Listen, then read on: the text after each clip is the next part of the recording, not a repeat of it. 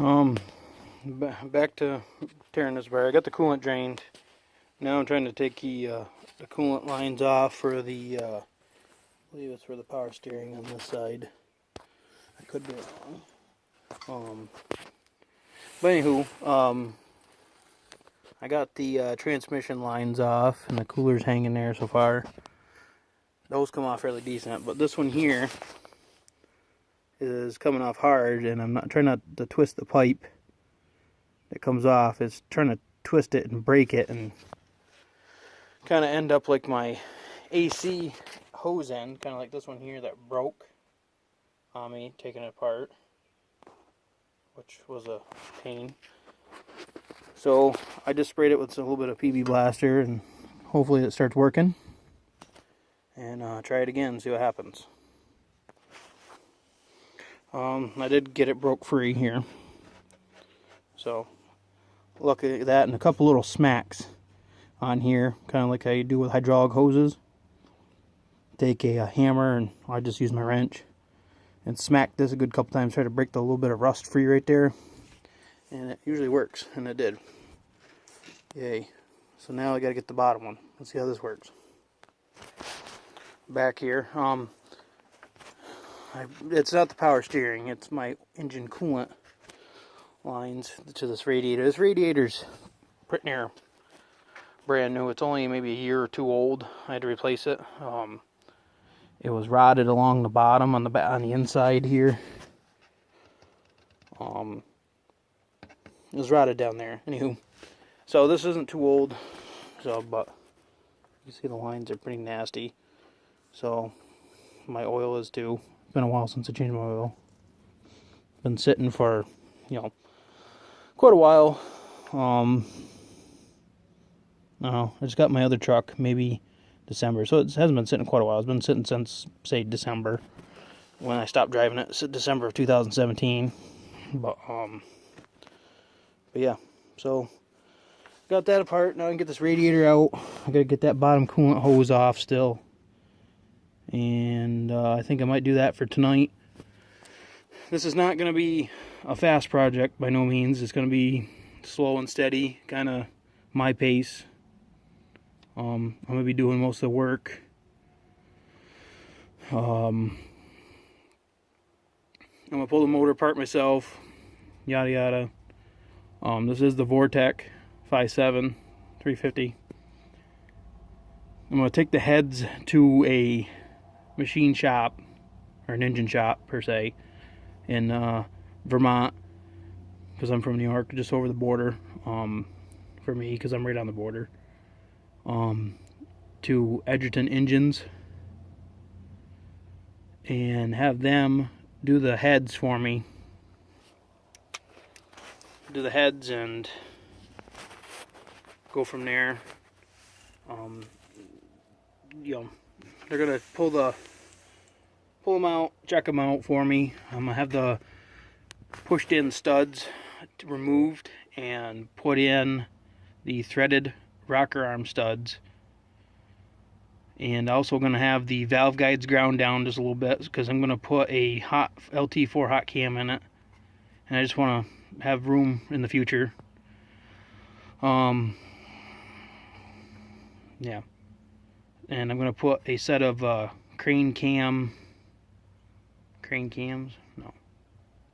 cam beehive valve springs in it.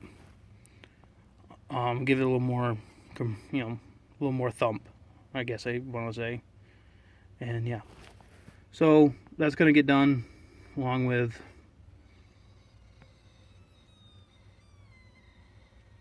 engine's making noises at me now. Bleeding off a little pressure, probably still on the coolant hoses. Anywho, yeah. Sorry, my videos suck. This is my first time. Pull everything apart, yada yada. Have them do that. Make sure the heads aren't cracked. So I guess they're known for cracking. But I haven't had any real problems with this thing. So, other than since I've had it, I had to put an intake gasket in it. And I had to do it maybe a year down the road, because the guy I did have do it the first time when he set the intake on, kind of pushed it down and caused it to leak, sucking air. Which I found with a can of Carb Clean, because it was skipping and running like crap. I did it that time myself, and I haven't had a problem since. I did have to put a newer distributor on it, which you can't really see, but you can see I numbered them back there myself. Put a new distributor on it, and it kept on. I kept on going through cap and rotor left and right because I couldn't figure out why at first. But I was going through cap and rotor left and right, and that's not cheap by no means, especially on a budget type deal. And it really irritated me with the new distributor, being that they put it in for me because I didn't want no part of it at the time. And apparently there's supposed to be a vented and non-vented distributors. And I bought a Haynes book. I love them books. I was looking at it. It says check to make sure your vent isn't plugged up, for a reason why it corrodes up all the time. So I got to looking at it and looked underneath, and I couldn't find no vent whatsoever. And I know for these styles it says it should be vented. And so I found a spot where one should go, and there was nothing there. So I proceeded to grab a drill bit, and was kind of fed up at that point. Drilled down through there with a drill bit, a little small one. And what I haven't had a problem since. So it just needed to be vented. Why that? Maybe they ordered the wrong one. I don't know. But anywho, I fixed it myself by drilling it out. And it worked good till I blew this hose right there for my heater hose. You can see this is a different adapter that goes on there, because the one that was on there broke on me. So that's some homemade job I made to get me by. Well, right where it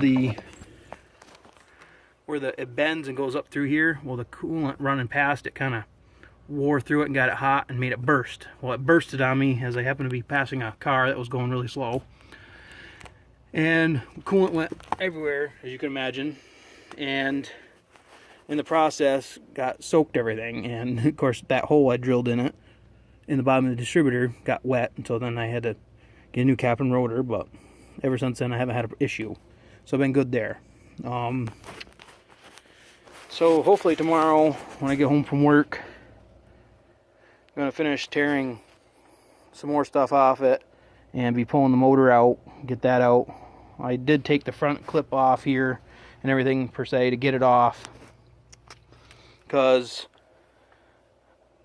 I don't really need to pull the engine, but I'm doing it to pull the engine because I also am, after I get the engine out, going to pull the body and the box off it, and the cab, everything off the frame, everything completely off, because I'm going to have the frame, which is really good. I have had it oil undercoated. My grandfather did for years, and I have, so the frame's not too awful bad.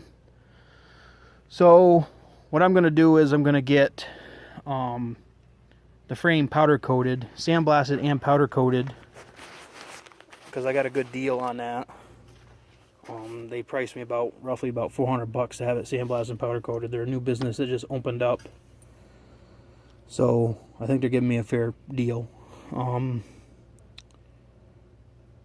but we'll see when it comes time. I'm gonna, like I said, pull this engine out first, get that out. That way I can tinker on that and get everything else apart off it as I go, and go from there.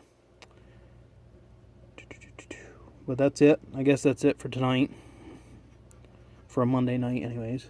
Or no, today's Tuesday. For a Tuesday night, and go from there and keep working on it. And on the weekends, I'll work on it a little bit more here and there, plus house projects. But we'll see. All right. See you later.